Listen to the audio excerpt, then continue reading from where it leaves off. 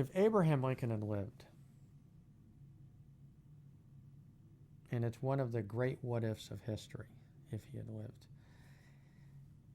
it's quite likely that the terrible difficulties that we had during Reconstruction really would have been considerably diminished. Lincoln had a gift of common humor. He had grown in stature throughout the war. Remember, he started this war as nothing but a prairie lawyer and a failed political candidate and a one-term congressman and a political hanger-oner. And somehow each year, as the suffering went on, as the blood count mounted, as there were more deaths, somehow Abraham Lincoln grew in stature.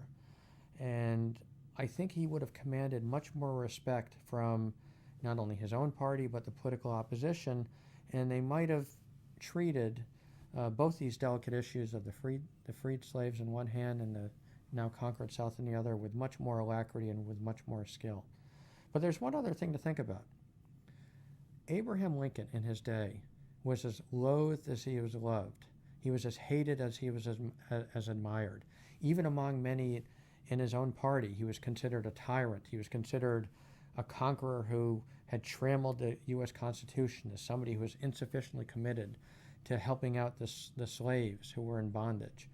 And of course, in the South, he was really despised because he was the despicable tyrant who was waging war on their bid for self-determination. And in fact, to get a sense of the kind of ambiguity of how Lincoln was seen in his day, even as he had grown in stature and had become something that his cabinet admired, become something that many in his party had come to admire, and the American people for his fortitude, like Walt Whitman, who really just fell in love with him. Walt Whitman, of course, being a great poet.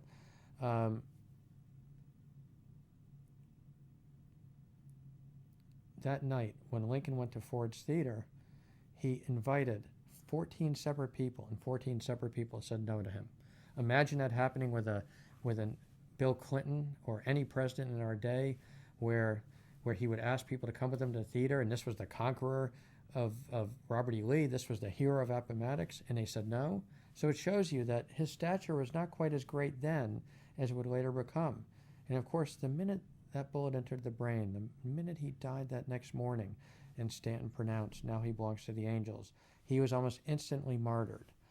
And he has become something larger than life in history, and larger than life in imagination, and larger than life not only for blacks in this country, and I think all Americans in this country, but larger than life for citizens who crave liberty and freedom all throughout the world. I mean, it really is a remarkable legacy. But had he lived, and say if he had become like a common mortal, not just a great war president, not just a president who freed the slaves, but somebody who had to face the terrible slings and arrows of dealing with a recalcitrant Congress and in public opinion that was not always so, and dealing with a recalcitrant Congress and public opinion that could often be fickle, it's quite possible that he would have not been seen as so great a president in his day. But I think it's safe to say that even if that had happened, and even if he had been tarnished a bit, that he would be like Churchill. Churchill was eventually turned out by his own people, and of course he's one of the greatest wartime presidents of history.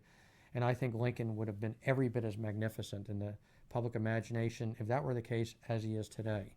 Very Churchill-esque, or Lincoln-esque, I'm sure we would call it, that perhaps underappreciated in his day, but when we look back we say, who other than Abraham Lincoln could have brought us through this terrible storm?